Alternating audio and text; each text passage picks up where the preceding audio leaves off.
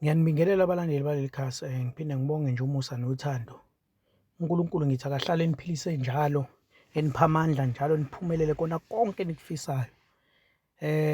La ngithi ake nginithakele umuthi la owuthimthaqa wesibambelelo. Lesibambelelo usenza kumuntu othandana naye futhi enikwazi ukuthi niye ocansini naye. Cha, akusona lesibambelelo lesi ovane nje usisebenzise kumuntu eningathandani naye ngokuthi mhlawumbe umxhawule, cha. Lesibambelelo sokuthi somuntu enithandana naye, ngoba umuntu uma ngabe nithandana naye nje nihleli noma kuthiwa kuhle, uyabona yonke into impela ayihamba 100%, akukho ngisho inkinga encane, akakufebeli, akakwenzeli lutho. Ngithi mina mlungise ngaleso sikhathi-ke, ungalindi ukuthi aze aqale abe ney'nkinga bese wena usuyasuka manje kuyima-ke utatazele uye ey'nyangeni, uyaphi. Nomuthi nawo udinga isikhathi, umuthi awuvani nawo, ufane uthi ngoba wena ujahile ngendlela ojahe ngayo, futhi umuthi uyakwazi ukuzwa umcabango womuntu. Angikusho ukuthi wena ngoba naku ujahile ufuna ukubona umphumela within 1 hour, ukuthi uma usebenzisa umuthi ufuna ukuthi manje within an hour lo muntu eseshintshile, eseyekile ubufebe bakhe, eseyeke zonke izinto azenzayo ey'ngalungile nge-hour elilodwa, cha, awuzosebenza kanjalo. I-advice yami okanye indlela enginibonisa ngayo njengamanje ukuthi lolo thando lakho, angithi uyalibona lisahamba kahle, uyambona ubaba osendlini ukuthi usa-right, yonke into yinhle, awumsoli ndawo, akafihli ifoni, akukho ama-calls awabamba emasayidini. Ngithi isona sikhathi esihle impela lesi-ke sokumsebenza. Nawe-ke osumbona ukuthi manje useqalile, sekunezinto ongasay'boni kahle, awukumsebenze.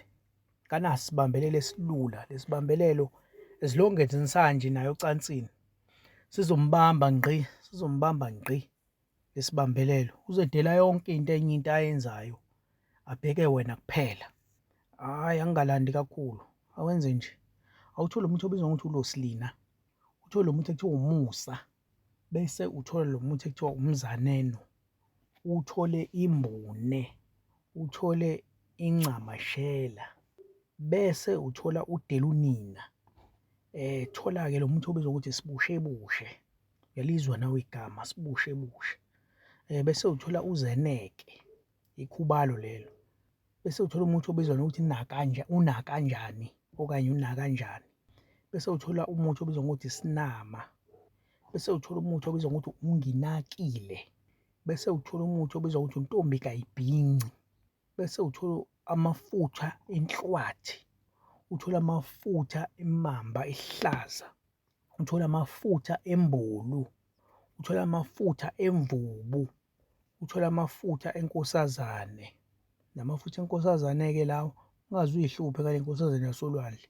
Njengamanje ngidinga le nkosazane nje le ethengwa emakhemesi, lawo mafutha lawo, inkosazane lawa abovu ahlukene ngembala, thola lawa abovu inkosazane athengwa ekhemesi.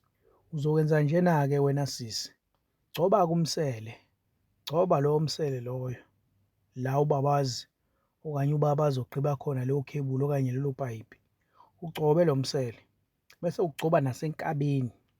Wena ndoda uzokwenza kanjena-ke, gcoba le khebuli le ofuna ukuyoyigqiba okanye gcoba-ke leli payipi leli, wagcoba le nyoka yakho le ofuna uyifake emgodini, uyigcobe le nyoka. Angithi lo muthi lo ugayile wawuxuba namafutha, ugayile wa-fine, wawusefa ngesisefo lesi sincane impela, uma unanendwangu le encane, ngoba kumele athi ubabazi wakho uma ngabe ezokufaka lento yakhe lapho kuwena mama, ezwe bese kuyahaya. Noma nawe baba uma usugqiba le khebuli yakho bese iyahaya lapha ngaphakathi, uzolimala umama, abhilide, abe nebhilide kancane bese iyancinzelwa la yilo sawutshana lo uphuma ngaphansi. Ake senze kanjena-ke, usugayile waxuba namafutha wonke lawa, ugcobile manje enkabeni. Akube njalo-ke, ugcobile enkabeni, umama wagcoba lapha emseleni, akube njalo. Akibe enkonzweni leyo yakhona lapha ekamerweni impela, zithola niphezulu.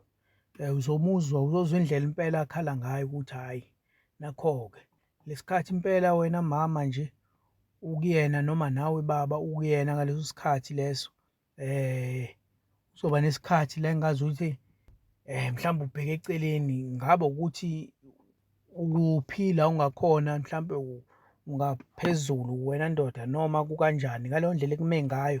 Lesikhathi mhlampe nje nime ngale ndlela yokuthi akakuboni into oyishoyo, usuzama ukuphimisa la mazwi lawo, ungakhulumi kakhulu ukuthi azazi akuzwe ukuthi uthini.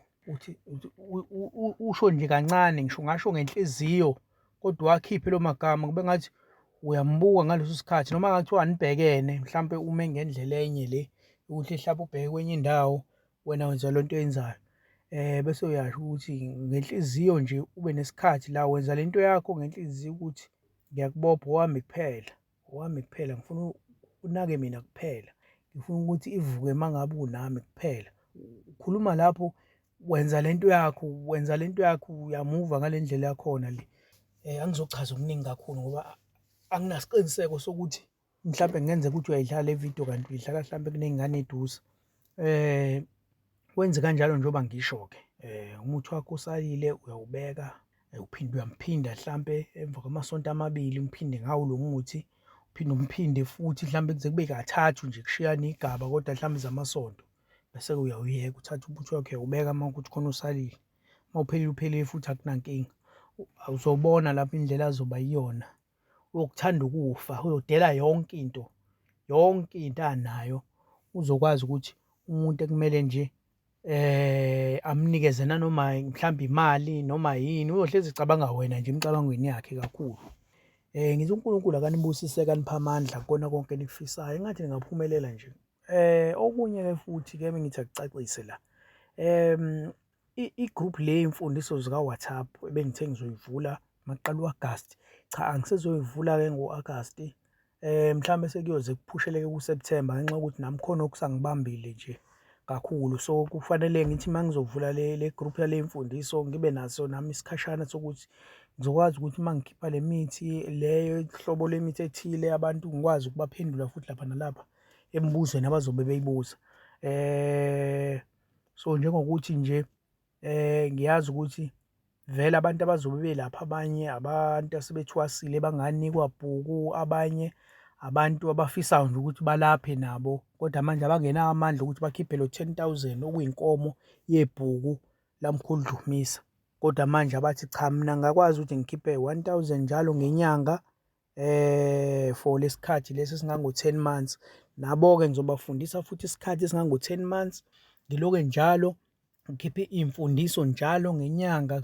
Inyanga yokuqala sizochaza inyanga yokuqala mhlampe ey'mbiza, inyanga elandelayo eyani kanjalo kanjalo kuze kuyofika esigabeni la sekuthiwa khona iy'gubhu, la sekuthiwa khona uphondo, kuthiwa amajaji, la mase iyovalwa sekuthakwa imithi-ke lapho-ke yokubulala uqobo. Hhayi kodwa kabi, kodwa yesitha nje esuke size kabi kuwena kanjalo ovutha yonke leyo mithi leyo yobe isithakwa ngasekugcineni. Akuzothi sithi sikala nje i-group leyo sengikhipha imithi yey'gubhu, ngikhipha imithi yani, cha, sizoqala kahle. Mhlawumbe siqala ngey'mbiza okanye noma siqala ngeyiwasho, siyayidonsa njengoba usuke ubona ingane ikhula nje, siyayidonsa kanjalo kanjalo ngize ngikufundise ukuthi umuthi ukwazi kanjani ukuwuhlanganisa ungawuphuphanga nje ngemithi oyaziyo iyodwa, ngoba imithi le lamagama ayo asho kakhulukazi imisebenzi yayo. Uyakwazi loko imithi uma ngabe usujwayele ususondelene nayo ukuthi okay, uma ngithathe lo muthi nalo muthi nalo muthi kuhlangana umuthi othile. Loko-ke ngizobe ngikwazi ukuthi ngikade ngikufundise okanye ngikunikeze i-test masiqeda nje lowo nyanga yokuqala mhlampe yembiza, ngithi awukuhlanganisa imbiza yakho kule mithi osuyibonile noma usuyazi, awukuhlanganise imbiza nje. Ngithi mhlampe yokuphuza noma yokuchatha noma yokuphuza neyokuchatha. Babhale, umuntu abhale athi hhayi nayi eyakhe kanjalo, ngisho ukuthi hhayi cha, ube right la noma cha ube wrong la, lo muthi lo wokuchatha ungene embizeni yokuphuza kanjalo. Sengizama ukwenza umzekelo nje kodwa angikho lapho njengamanje. Ngiyabonga nje nani nisazobopha abantu benu nibenze babe othimthaka banamathele kunina. uNkulunkulu wethu anibusise aniphe amandla niphilise njalo nje, amen.